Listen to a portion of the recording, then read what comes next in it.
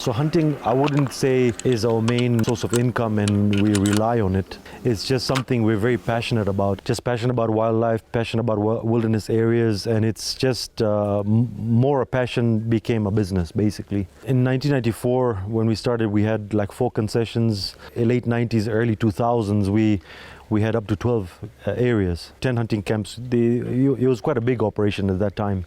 From 2023, we operate into 3 areas only, one in the south, Selous, and then I've got another concession called Rukwa Mlele, which borders Katavi National Park, and then I've got this one, which is Uvinza Open Area, but by next year, it's going to be upgraded to a game reserve, and it'll be known as Malagarasi. From all the information that I have, that I've gathered, Uvinza used to be exceptional hunting. I mean, you have the genetics of good buffalo over 40 inches, lots of Siritunga, lots of topi, and you have also the bohor and the common reed buck. You've got the 2 types, and then obviously really big crocs. So yes, historically, this area had a lot of game. This was probably the most complicated area to work with because as of until today, it's an open area. So in Tanzania, you've got open areas, game controlled areas, wildlife management areas, game reserves, and then national parks.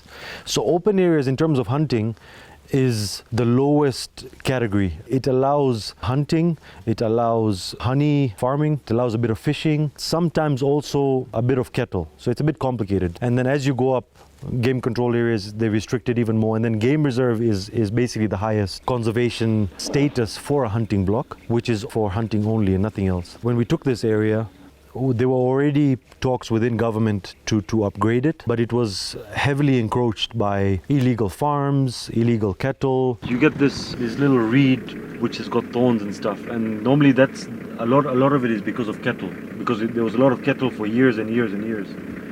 So we're trying to zone it so that now next year then we'll burn this side, we'll leave the other side.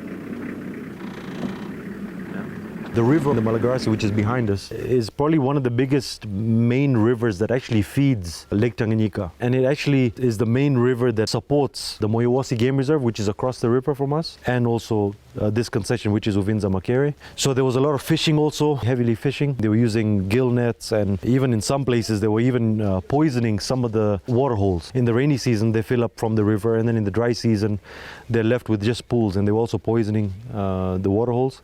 So basically, I took it on mainly because this area has the potential to have one of the best hunting for Siritunga. It's one of the only areas in Tanzania that holds the highest population of Siritunga. But because of the encroachment of cattle and farms, they've been pushed into the swamps. We were given 15 years, which is not long enough, but it's longer than, historically we've had concessions given to us for five years at a time, which was never enough because you couldn't put the amount of money and energy into a place for 5 years. So the wildlife department had changed the lease now, so game reserves will be 10 years. And then open areas, game control areas like this one, you would be given 15 years. So the idea is that at least the first 5 years, you can build it up and you still have another 10 years to recoup some of the costs.